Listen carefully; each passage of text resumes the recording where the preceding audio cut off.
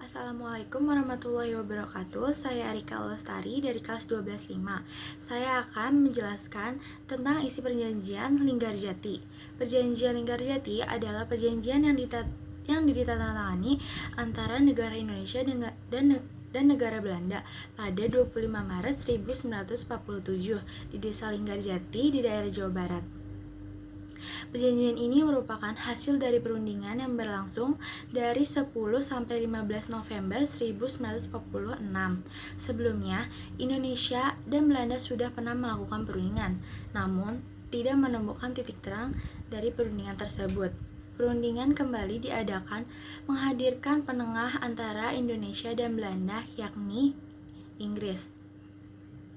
Perjanjian Linggarjati diperundingkan pada tanggal 15 November 1946 di Istana Merdeka di Jakarta. Setahun setelah perundingan tersebut, barulah kedua negara menandatangani perjanjian tersebut, tepatnya pada 25 Maret 1947. Perjanjian Linggarjati diresmikan.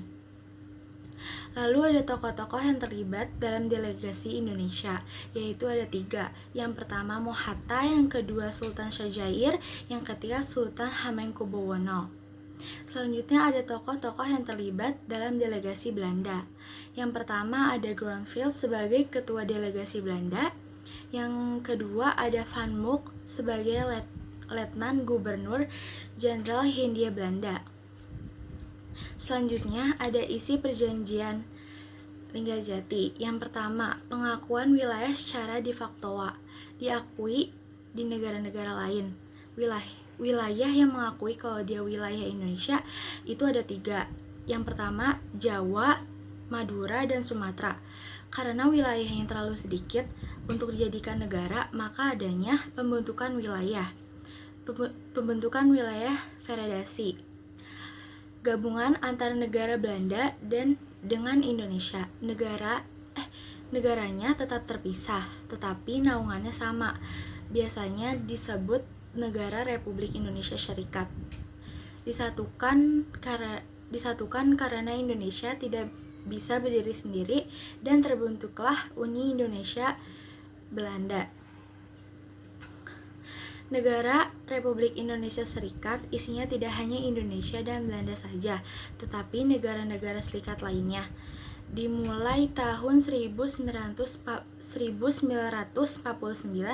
selama kerjasama dipimpin oleh Ratu Belanda atau Ratu Wilhelmina.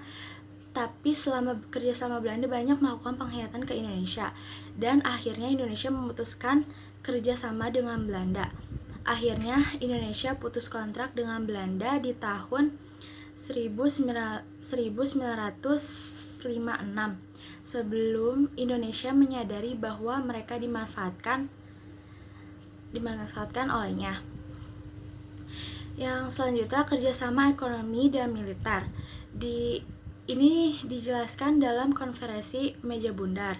Selanjutnya penarikan pasukan kembali ke pengakuan wilayah yang mempunyai wilayah di sana masih terdapat militer Belanda, sedangkan 3 wilayah itu sudah diakui oleh negara lain bahwa mereka merdeka, jadi seharusnya tidak boleh ada militer penjajahan yang ada di situ.